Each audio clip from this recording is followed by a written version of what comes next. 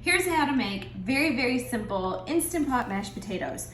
First, cut up a potato of your choice into big chunks like this. Then pour 1 cup of water into the stainless bowl inside your Instant Pot. Then place your trivet into the pot. Then take your chunks of potato and place them onto the trivet, stacking them up a little bit.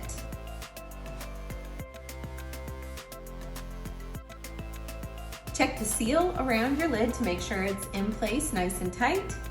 Place your lid on your Instant Pot and seal it up. Turn it to seal. Place your little steam vent director on top of there if you choose to use it to keep all the steam away from your countertops. Click pressure cook 10 minutes and then let it sit and run its course. Now that it's finished its cycle, we're going to release the steam.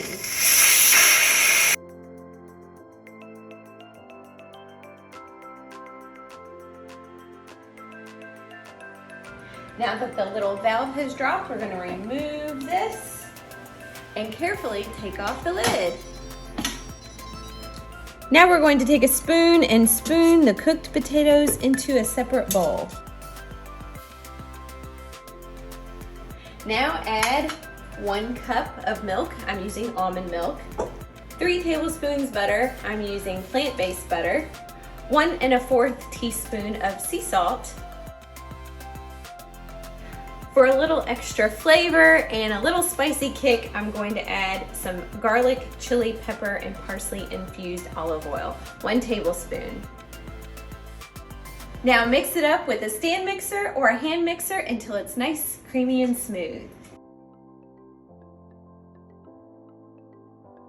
Now we have creamy Instant Pot mashed potatoes. Now I need somebody to do a taste test. I know just the person. These are the best mashed potatoes ever. Yay! Thanks, Tommy. Thanks for watching.